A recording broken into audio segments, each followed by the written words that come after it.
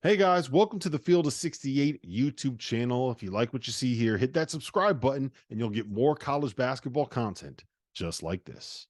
It was great. I loved it. I thought it was the right decision. I'm going to tell you why. It's always the correct decision to not foul up three, and I'm probably going to get yelled at by Coach Matt McCall here. Could not But disagree more. before Could not we, disagree more. before we'll have that conversation here in a minute. Gotta And foul. by the end of it, you're gonna agree with me. But we got to start with Purdue. We got to start with their overtime win over Northwestern. We got to start with a 105-96, absolutely bonkers game. Boo Booey goes nuts again. Zach Edey goes nuts again. Lance Jones has 26 points. And Chris Collins, certified Duke guy, according to John Henson, goes ballistic at the end. Had one of the best ejections I've ever seen in my entire life. I was giving him a standing ovation, guys. I was standing there saying, "This is incredible theater. Let's go." Rob, He was I have firing a up the question. crowd. He walked on the court. He planned that, guys. He made the decision at the end of the game. He was like, "I'm going to get tossed, and this is going to be electric." Go ahead, John. Have you ever seen a visiting coach get ejected and try to hype the crowd up? What does he think? I've never seen that. I've never seen that. Usually when you get ejected and you're a visitor, you just like, why are you putting your head? It almost was like, all right, this is my moment. I've seen this before on TV. Whoa, time out. You're not a Northwestern, so you can't do that. It just, we can move on, but that was confusing to me. Let's call it that. No, it was great. McCall, give me your best getting run out of the game story. Have you ever had anything like that? Have you ever started firing up the opposing fan? Never. I mean, I've punched a sign one time leaving the gym. I've done other things like that, just upset and frustrated with the refs.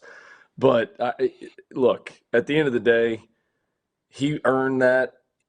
The free throw margin was 46-8, and that's why he was so frustrated. It was 46-8. That end of the day, you can talk about the two calls at the end of the game that went against them. He was frustrated with that, and he knew exactly what the free throw margin was in the game, and that's just too large of a discrepancy.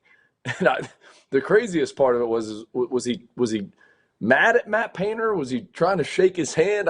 Because he was pointing at him, and then he went over and shook his hand. And no, you know what it was, Matt? You know what it was? Have you guys ever seen? There was a lot to process there. There was a lot going on. There was a lot to process. What was that Dave Chappelle movie where he worked at like a burger restaurant, right? And the dude gets fired from the burger restaurant and he grabs the microphone. It was, I can't remember the name of the movie, but he's like, F you, you're cool, F you, I'm out. That's exactly what was doing. Sure. That was like F you. Oh, Matt Painter. Yeah, you're cool, man. You're cool. We got you. He dapped up, gave Zach Edey a hug, for sure. and then rolls out, fired up the field. It was amazing. He shook. He went to the other players and then gave Edey a hug. Like exactly what happened. Like that discrepancy, like that's absurd. Like when you look at that number of foul shots that Purdue shot, and I get it, the points in the paint and Zach Edey posting up, and I get all that, but that discrepancy is insane. That is insane. 46-8. I would push back to say, Matt, that I was watching their strategy because there's Purdue struggles with them, so I was watching to see what Northwestern did. It's tough because all they were doing was just running off Zach, whoever Zach Edey's guarding, they were running them off screens and they were getting wide open threes, floaters. So there was no need for them. There wasn't really a free throw discrepancy because they weren't attacking. Like that's how they were beating them. Zach Edey stepping back. They had Barry and Bowie running off screens. So definitely it's discrepancy that shouldn't be there. But their strategy was to put Edey in pick and rolls and have him play soft and make shots, which almost worked again. I think part of it too is, when you're dealing with a guy that is 7'4" and 300 pounds, like he's inevitably going to back you down and find you in the post and get fouled. And I think that there's an argument, maybe not necessarily tonight, but overall there's an argument where you can say that Zach Edey probably doesn't get whistles on the majority of the plays where he actually is fouled, just because like when you're that size, you're probably going to get fouled more often than not. So where do you stand on that, Matt? Where do you stand on whether or not, like how are officials calling this game when he's there? Is it fair? Is it right?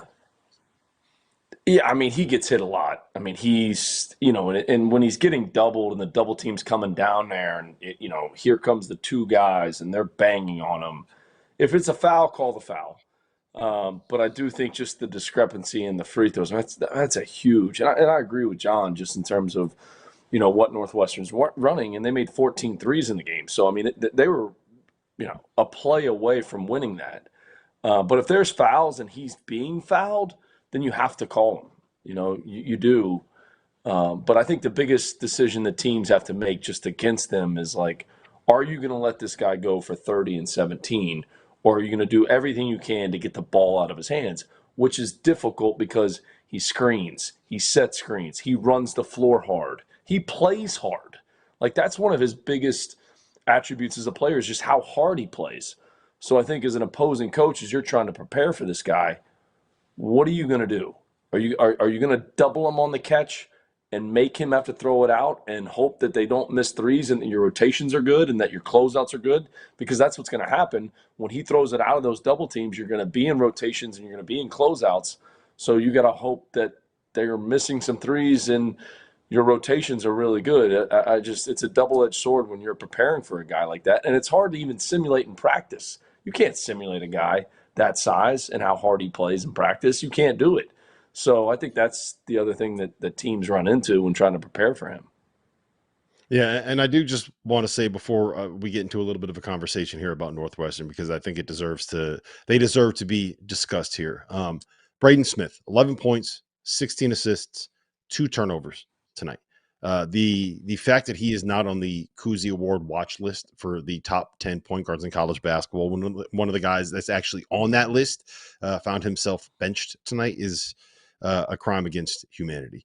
And I do think that this is the kind of performance where Purdue usually loses this game. And the fact that they were able to dig deep, find a way to win, and make the plays that they needed to make late says a lot about them. Now, I have a hot take, okay? Tell me if you guys think this is crazy.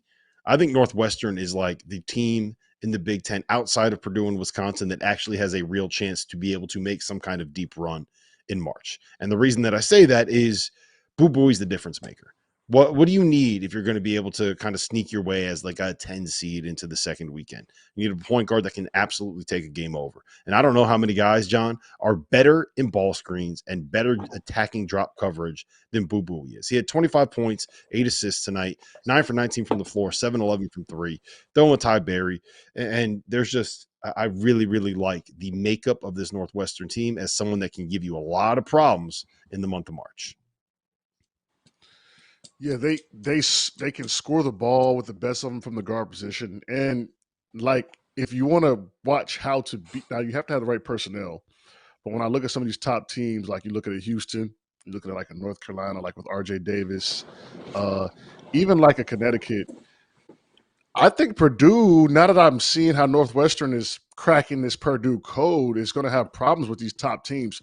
Now, I think they'll get, deep into it or whatever, but like Northwestern should be a case study on how to beat arguably the best team in the country. And, they stuck to their guns and they almost pulled it out, even with the free throw discrepancy.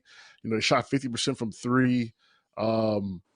This is a team this is a team you don't want to see. Point blank period. You don't want to see them anytime, any place in March, because they're not going to go down without a fight. And their coach as well, man, he's a fighter and he knows that, not necessarily his job's in balance, but he knows that he needs to get them on track. And you can tell by the fire and the passion he coaches with. And so this is a team that I love watching personally, but also like, I don't think anybody wants to see them early, especially like those higher ranked teams, because they're a scary team to, come against in the early rounds. Mm-hmm. Thank you for watching the Field of 68. If you've enjoyed what you've seen here, hit that like button, share this link with your friends, or check out the description for some other places that you can consume Field of 68 content.